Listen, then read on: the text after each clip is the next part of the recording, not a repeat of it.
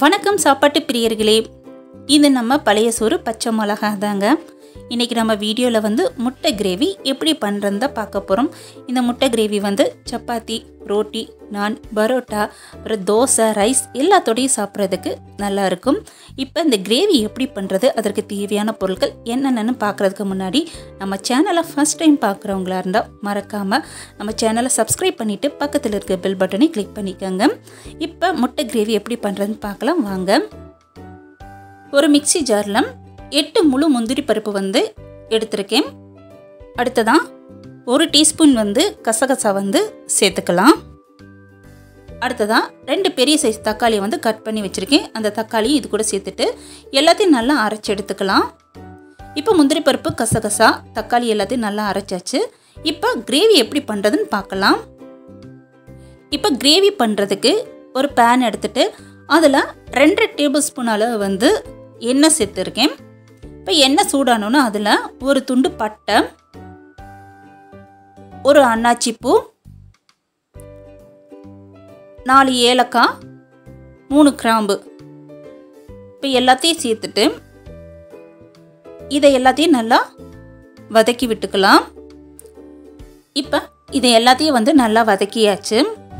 அடுத்ததான் இதில் 2 பெரிய சைஸ் வெங்காயத்தை வந்து குட்டி குட்டியாக கட் பண்ணி வச்சுருக்கேன். அந்த வெங்காயத்தை இது கூடயே சேர்த்துடலாம். இப்போ கட் பண்ணி வச்சுருக்க வெங்காயத்தை சேர்த்துட்டு வெங்காயத்தை நல்லா வதக்கி விட்டுக்கலாம். இந்த வெங்காயம் வந்து நல்லா பொன்னிறம் மாற வரைக்கும் வந்து நல்லா வதக்கி விடணும். இப்போ பாருங்கள், வெங்காயம் வந்து நல்லா வதங்கியாச்சு. இந்த அளவுக்கு நல்லா வதக்கணும். அடுத்து இந்த வெங்காயத்து கூட 1 டேபிள் ஸ்பூன் வந்து இஞ்சி பூண்டை வந்து தட்டி எடுத்து வச்சுருக்கேன். இப்போ அந்த இஞ்சி பூண்டு பேஸ்ட்டையும் இது கூட வந்து சேர்த்துக்கலாம். அடுத்ததாக இது கூட வந்து ஃப்ரெஷ்ஷாக வந்து 2 கொத்து கருவேப்பிலை வந்து சேர்த்துக்கிறேன். இப்போ இந்த இஞ்சி பூண்டோட பச்சை வாசனை போகிற வரைக்கும் இதை எல்லாத்தையும் நல்லா வதக்கி விட்டுக்கலாம். இப்போ இஞ்சி பூண்டோட பச்சை வாசனை போயாச்சு. அடுத்து இதில் நம்ம அரைச்சி வச்சுருக்க தக்காளி விழுது வந்து இதில் சேர்த்துக்கலாம். தக்காளி விழுது சேர்த்துட்டு இந்த தக்காளியோட பச்சை வாசனை வந்து போகிற வரைக்கும் இதை வந்து நல்லா வதக்கி விட்டுக்கணும்.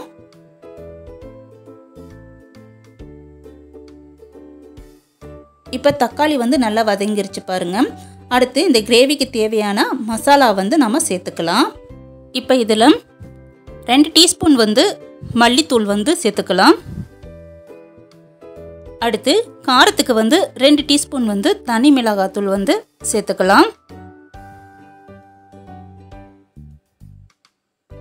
அப்புறம் 1/4 டீஸ்பூன் வந்து கரம் மசாலா, 1/4 டீஸ்பூன் வந்து மஞ்சத்தூள். இப்போ எல்லாத்தையும் சேர்த்துட்டு இப்போ எல்லாத்தையும் வந்து நல்லா வதக்கி விட்டுக்கலாம்.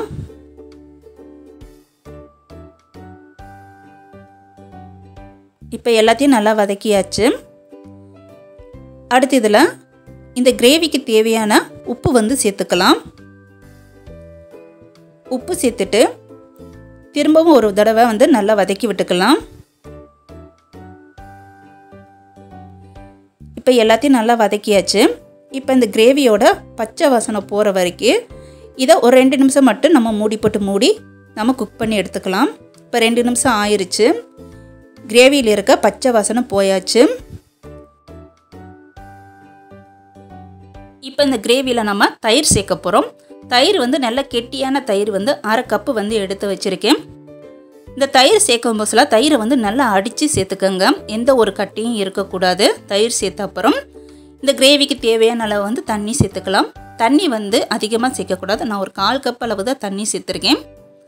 சேர்த்துட்டு எல்லாத்தையும் நல்லா கலந்து விட்டுக்கலாம். இந்த கிரேவிக்கு வந்து நல்லா டேஸ்ட் கொடுக்க போகிறதே வந்து இந்த தயிர் தான். இந்த தயிர் வந்து நல்லா புளிப்பாக இருக்கிற தயிராக எடுக்காதீங்க. புளிப்பு கம்மியாக இருக்கிற தயிராக பார்த்து எடுத்துக்கோங்க. அப்போ தான் கிரேவி வந்து நல்லா டேஸ்ட்டாக கிடைக்கும். இப்போ எல்லாத்தையும் கலந்தாச்சு. கலந்துட்டு இந்த கிரேவியை 5 நிமிஷம் மட்டும் நம்ம நல்லா கொதிக்க வச்சு எடுத்துக்கலாம். இப்போ கிரேவி வந்து நல்லா கொதிச்சிருச்சு. நம்ம ஊற்றின எண்ணெயும் தனியாக பிரிஞ்சு வந்திருக்கு பாருங்கள். அடுத்ததாக இந்த கிரேவியில் வந்து நம்ம முட்டை சேர்த்துக்க போகிறோம். நான் 5 முட்டை வந்து வேக வச்சு எடுத்து வச்சுருக்கேன். இந்த முட்டையை வந்து இந்த கிரேவியில் வந்து சேர்த்துக்கலாம். இப்போ எல்லா முட்டையும் வந்து இதில் சேர்த்தாச்சு. சேர்த்த அப்புறம் வந்து இது எல்லாத்தையும் வந்து நல்லா கலந்து விட்டுறலாம். இப்போ எல்லாத்தையும் நல்லா கலந்தாச்சு. இது ஒரு 2 நிமிஷம் மட்டும் நம்ம அப்படியே விட்டுறலாம். இப்போ 2 நிமிஷம் கழிச்சு வந்து நம்மளுக்கு முட்டை கிரேவி சூப்பராக ரெடி ஆயிடுச்சு. இதில் கடைசியாக வந்து கொத்தமல்லி தழை மட்டும் சேர்த்து நம்ம இறக்கிடலாம். இப்போ நல்லா சுவையான முட்டை கிரேவி ரெடி ஆயிடுச்சு. இது மாதிரி நீங்களும் ஒரு தடவை வந்து செஞ்சு பாருங்கள். செஞ்சு பார்த்துட்டு டேஸ்ட் எப்படி இருந்துச்சுன்னு சொல்லிட்டு மறக்காமல் கமெண்ட் பாக்ஸில் தெரியப்படுத்துங்க. வீடியோஸ் பிடிச்சிருக்குன்னு நினைக்கிறேன். வீடியோஸ் பிடிச்சிருந்துச்சுன்னா மறக்காமல் ஒரு லைக் பண்ணிவிட்டு கூடயே நம்ம சேனலையும் சப்ஸ்கிரைப் பண்ணிடுங்க.